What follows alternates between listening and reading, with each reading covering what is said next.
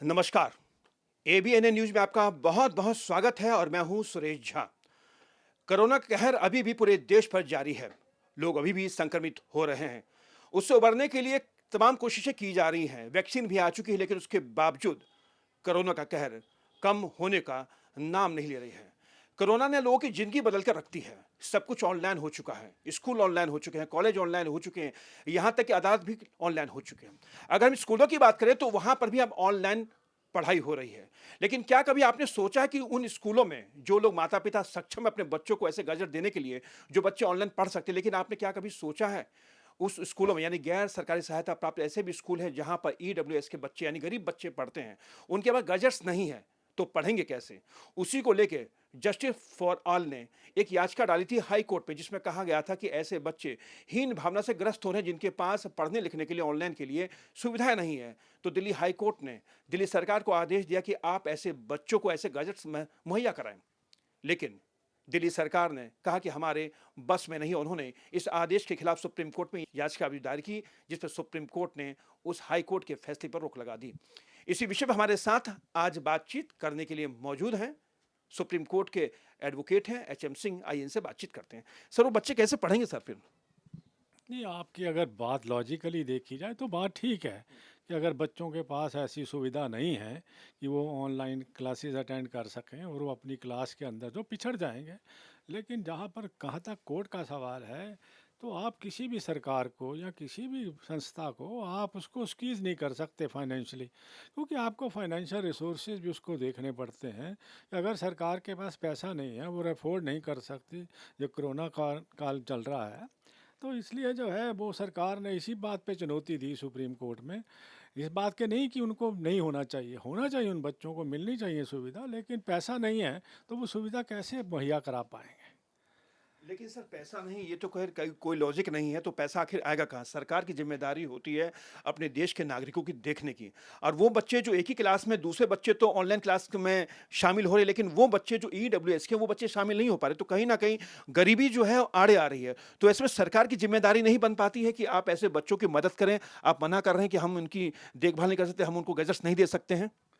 नहीं, बात इसको अगर देखा जाए, मैं वही कह रहा हूँ कि आपको इसके दो पहलू हैं। एक तो राइट टू एजुकेशन बच्चों का है, दूसरा हमारा भी directive principle of the policies में स्टेट्स की एंडेवर है, सेंट्रल गवर्नमेंट का भी है कि वो बच्चों को फ्री एजुकेशन में दें। ये उसमें भी आ जाएगा।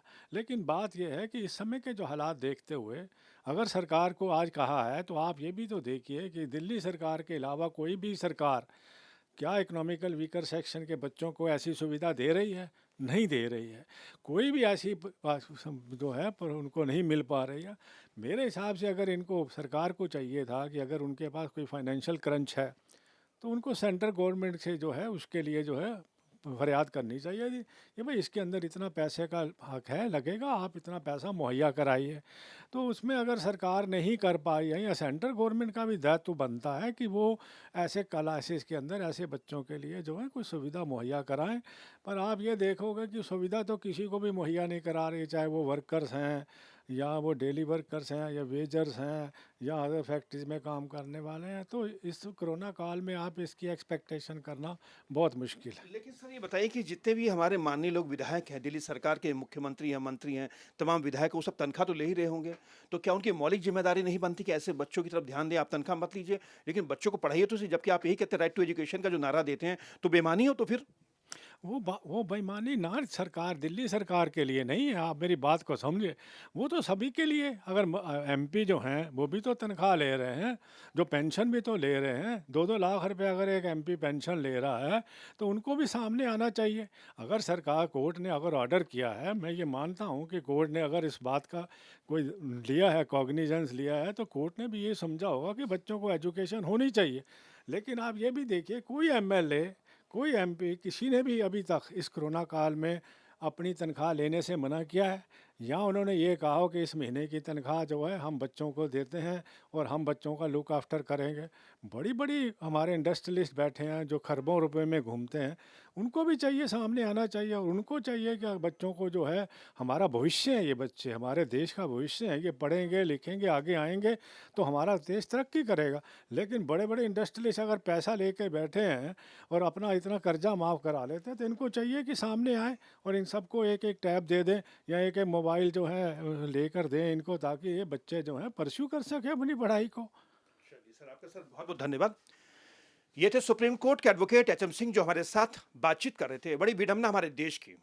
यहाँ पर कहते हैं सरकार जो आम लोगों की होती है, लेकिन आज जो कुछ दिल्ली हाई कोर्ट के आदेश को जो सुप्रीम कोर्ट ने रोक लगाई है, उससे साफ जाहिर होता है कि सरकार की कथनी और करनी में बहुत बड़ा फर्क है। हम हजारों करोड़ों में पार्लियामेंट तो बनाते हैं, हम बसें तो खरीदते हैं, हम तनख्वाह तो लेते हैं, लेकिन हमने कभी उस तरफ नहीं देखा जहां पर हमें खर्च करना चाहिए।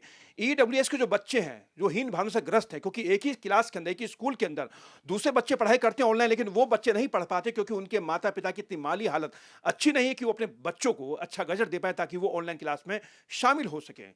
तो हाई कोर्ट को लगा था कि इस पर कुछ ना कुछ करना चाहिए। हाई कोर्ट ने आदेश भी पारित किया था, लेकिन सुप्रीम कोर्ट ने उस आदेश पर रोक लगा दी। लेकिन दिल्ली सरकार को भी समझना होगा, सोचना होगा कि राइट टू एजुकेशन का जो नारा दिया जाता है वो नारा सिर्फ नारा ही है और हकीकत कुछ और है। कैमरा पर्सन राहुल के साथ सुरेश झा, एबीएन न्यूज, दिल्ली।